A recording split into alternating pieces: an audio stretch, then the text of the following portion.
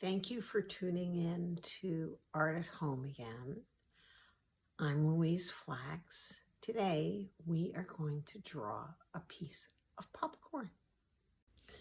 Drawing a piece of popcorn is a nice way to strengthen your ability to see and to understand 3 dimensions. And you can see I've got highlights, I've got cross hatching, I've got shadows, I've got shading. I'm going to talk about all of these techniques. And because it's a piece of popcorn, you don't have to worry about, oh, is the nose on funny? You don't have to worry about realism.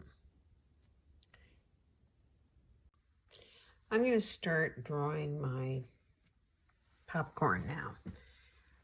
I realize that not everybody may have popcorn in the house, or you may not want to draw food. So the main thing to have is something with an interesting surface with a lot of things happening. So if you want to take a piece of paper and crumple it, use that. You could crumple up a paper towel or a Kleenex.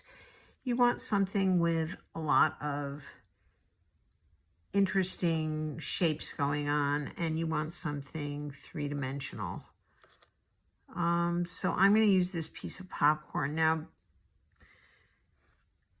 I'm seeing stuff hanging out here. I'm seeing a lump here. And I'm seeing a guy popping up there. So in the same way as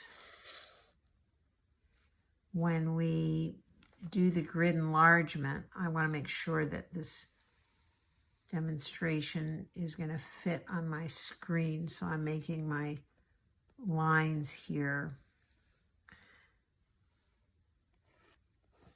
Also, if you have enough space, don't have your popcorn on the surface you're drawing on. I have to do it because I don't know how to do the demonstration otherwise. Now, when I start my drawing, and if you think about the process of grid enlarging, what I'm doing is I'm doing, the popcorn's this big, my drawing's going to be this big. So I am enlarging this. I think it's going to be very close to the drawing I'm doing. So with my latest pencil, I am sketching out the basic feel for what this thing looks like. I see a part that's coming up here with a bit of a highlight on it. I can see there's a shape here coming down, and then there's a tiny little dark triangle. So I really love the form of the popcorn. I love the fact that there's so many different kinds of lines. So this line looks very uneven and jagged to me, whereas this is very smooth. Here's another line in here, and because it's popcorn, it's not as if I am drawing a picture of a person and you can say, well, his nose doesn't look like that. It's a piece of popcorn. It is going to look like this interesting, bumpy, lumpy shape. And it gives you a chance to think about, what are you seeing? Where are the shadows? Where are the highlights? It's a very nice exercise. So you can see that after I do my basic, this is the shape of it in a very pale line, I'm going to make the line a little darker. And then I'll check it and I'll look at it. And if it looks about right, I'll stick with it. after I do that, not using the tip of the pencil, but the side of the pencil, I'm going to start to establish values. So this, I'm seeing a dark plane here, and the actual popcorn is all very, very pale. If I compare the color of the popcorn with my dark brush, even the shadows of the popcorn are much lighter than the highlights of the brush. But I want to make this an interesting drawing, and I'm not making the popcorn in relationship to anything else. So I will make the shadows quite dark.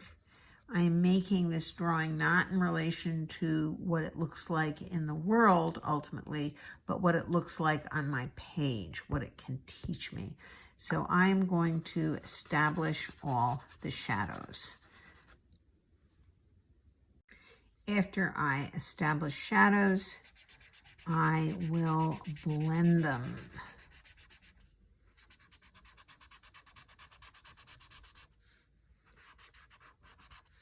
I will also, while I'm here, this looks very pale to me. It's paler and then its background. So while I've got some nice stuff on the side of my tortillon stump, I'll clean the stump a bit. This is not going to really clean it, but I'll use some of that graphite to begin to establish the background. So I'm shading it. Can you do it with a finger? Absolutely.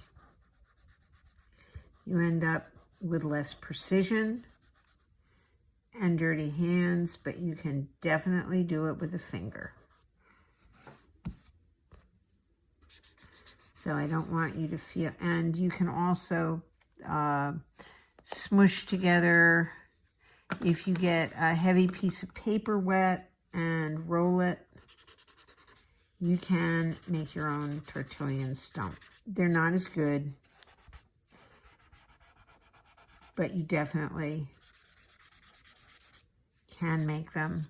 If you have cardboard, you can cut them out of cardboard. And again, you have to get the heavy paper or the cardboard wet, but you can make your own. What I'm doing is I'm looking at it close, like what's happening? I'm looking at the popcorn, and then I have to look back, sit back a bit, and I have to look at my paper and say, all right, well, I know what I think I saw. I know what I think I drew. What is it? What am I actually seeing? What is there more of in here that isn't here? What do I actually see happening here? Where am I seeing shadows and shapes? And where am I seeing textures that I haven't quite captured? So this is sort of coming off of that, and I didn't indicate that. Where am I seeing subtleties in here that I haven't made an attempt to record here? The other thing I like to do is, after I've done a bunch of shading and shadows, then I'll go back and put more lines in. You know, I'm doing a basic shading here, but eventually I will establish the shadow there. So even though this part of the popcorn is in shadow, it's casting a shadow also, and that's darker, and I will need to establish that. So here is my exotopic shading. It's outside of it. What I want to do is I want to articulate these areas a little more, see what else I can find, establish this on the plane. I want to make more happening if I can. But basically what I'm doing is I am looking, I'm thinking, I'm judging. My eyes are going back and forth between what I see on my page and my model, the popcorn. I want to see if I can bring out this white a bit more. So I really, oh man, this is why, this is the one problem with doing popcorn. I made the mistake of blowing away my eraser stuff instead of, did you see the popcorn go?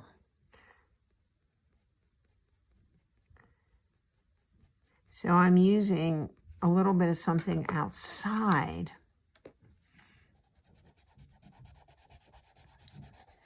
to make sure my white looks really white so it pops out. I want to talk a little bit about the shadows. In general, when something is resting on a flat surface, it will be casting a shadow. There will be a shadow where the thing is hitting the surface because there's no light that can get there. And then depending on where the light's from, I'm pretty sure you can see that the light is coming from this side of the picture. There will be a small shadow directly underneath the object, and then depending on the light direction, there will be a shadow stretching out on the flat surface, which is, you can probably see the shadow here, and you can see I'm trying to draw it here. Not finished yet. This is just a tone as opposed to the shadow, and I will have to try and find a way of making this look vertical and atmospheric and making this shape look flat, because again, I'm trying to manipulate my lines and my shades to create the illusion of three-dimensional space on a flat plane. My drawing's done now. And again, the goal is not to make a perfect drawing. The goal is to be learning and experimenting. Thank you so much for watching this video. I hope it's been interesting, useful, fun. Our next video is going to be about color. There will be more than one because color's big and lots of fun. We're going to look at colors that are close together. We are going to look at colors that are far apart, opposite colors. And here we can see an example of colors that are far apart, and you will recognize this is a design that is concentric and radial. Thank you for watching. Keep on making things. Keep on having fun. Keep on discovering.